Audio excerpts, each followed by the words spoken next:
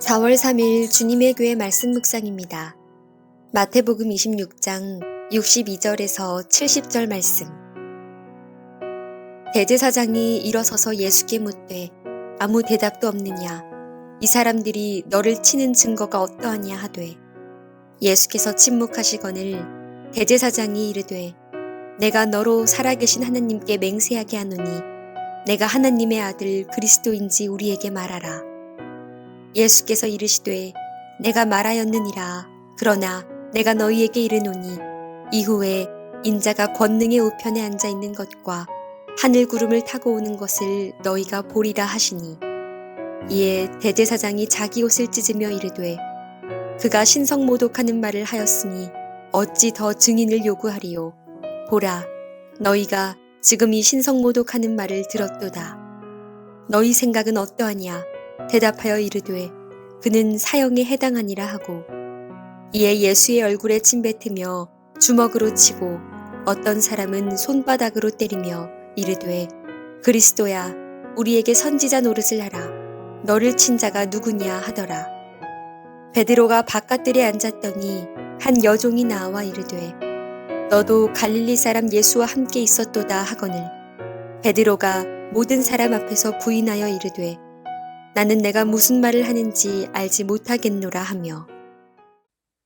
샬롬, 고난주간을 맞아 하나님의 사랑과 은혜가 더욱더 우리 마음을 만져주시길 소망하며, 오늘도 말씀으로 하나님께 나아가고 말씀이 우리 삶을 주장하기를 소망합니다. 오늘 말씀은 붙잡히신 예수님이 대제사장들과 무리들에게 신문당하시는 장면입니다. 오늘 말씀에서 우리가 봐야 할 것은 두 가지 부인입니다. 첫 번째 부인은 예수님의 부인입니다. 먼저 현장의 상황을 함께 살펴보겠습니다. 그때가 한밤중이었음에도 불구하고 많은 사람들이 모여 있었습니다. 그들은 그리스도에 대한 악의를 가지고 그 밤을 꼬박 앉아서 기다렸던 것입니다.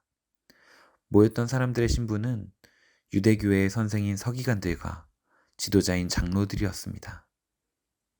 자신들의 리더십에 큰 영향을 미쳤던 예수님은 이들이 느끼기에 가장 큰 적처럼 느껴졌을 것입니다. 그들은 대제사장 가야바의 궁전에 모였습니다.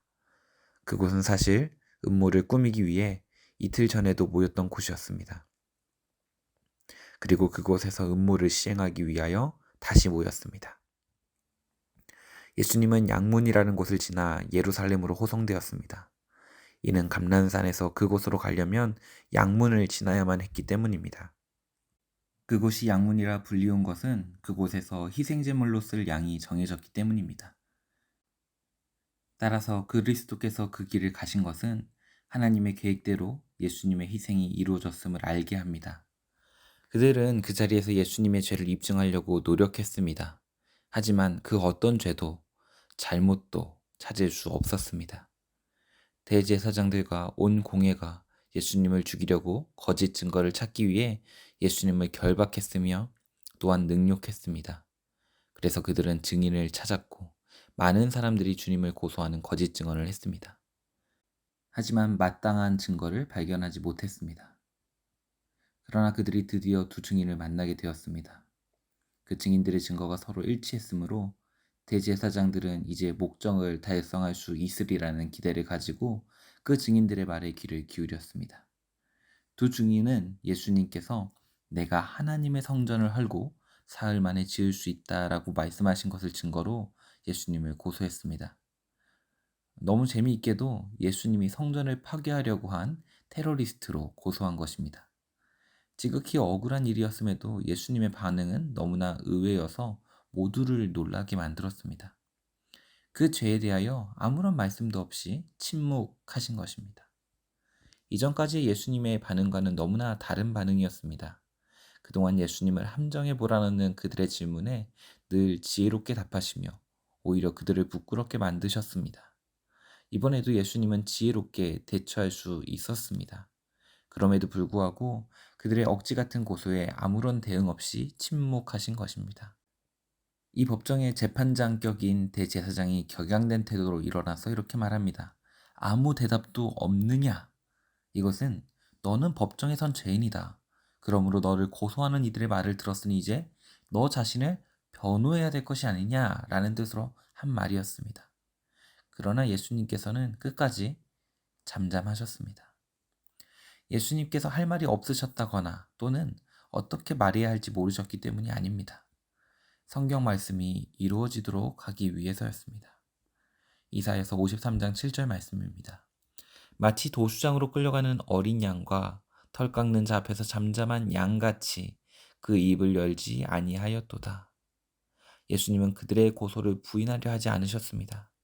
아무런 죄가 없으셨지만 우리의 죄를 대신하여 죽으셔야만 사랑하는 하나님의 백성들을 살릴 수 있기 때문이었습니다.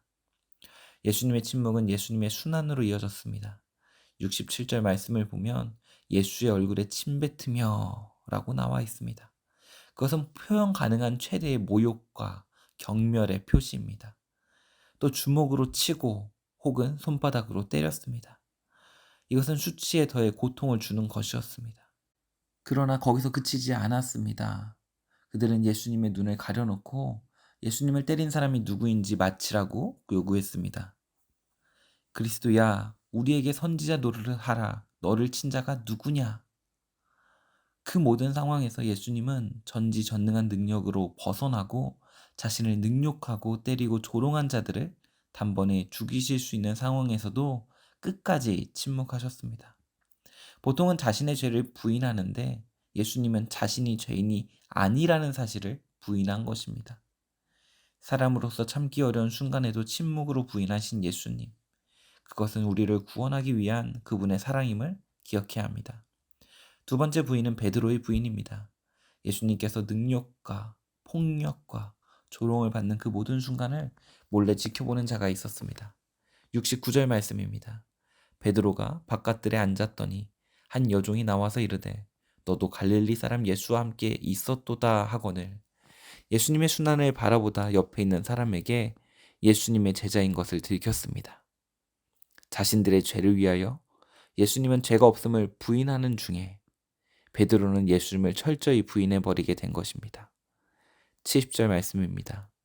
베드로가 모든 사람 앞에서 부인하여 이르되 나는 내가 무슨 말을 하는지 알지 못하겠노라 하며 이 위기의 순간 예수님을 부인하는 베드로의 모습이 참 못나고 미워 보이면서도 마음이 아팠습니다. 왜냐하면 그것이 꼭 우리의 모습을 보는 것만 같았기 때문입니다. 세상 분위기나 풍습 가운데, 풍조 가운데 나도 모르게 예수 믿는다는 사실을 드러내지 않으려 하거나 숨기려는 마음이 우리에게도 있을지 모릅니다. 하지만 우리를 너무나 사랑하셔서 죄인의 옷을 입으신 예수님의 부인을 생각하며 오늘도 그 사랑의 옷 입은 사람답게 살아가기를 소망합니다. 마태복음 10장 32절로 33절 말씀으로 오늘 말씀을 마무리하겠습니다. 누구든지 사람 앞에서 나를 시인하면 나도 하늘에 계신 내 아버지 앞에서 그를 시인할 것이요. 누구든지 사람 앞에서 나를 부인하면 나도 하늘에 계신 내 아버지 앞에서 그를 부인하리라. 기도하겠습니다. 하나님, 우리는 참 다른 사람의 눈을 의식하며 살아갈 때가 많습니다. 정말 중요한 것은 다른 사람이 나를 어떻게 볼 것인가가 아닌 하나님이 나를 어떻게 보실까인데 내 방법이 아닌 하나님의 방법대로 살아가게 하옵소서. 다른 사람의 눈치를 보며 살아가는 것이 아니라 하나님의 뜻을 분별하여 그 뜻에 맞는 순종의 삶을 살아가게 하여 주시옵소서. 나를 사랑하여 하나뿐인 아들 예수님의 생명까지 우리에게 주신 그 하나님의 사랑을 기억하며 고난주간 예수를 깊이 생각하게 하옵소서. 감사드리며 예수님의 이름으로 기도합니다. 아멘. 오늘 주신 말씀을 붙들고 예배를 위하여 함께 기도의 자리로 나아가겠습니다.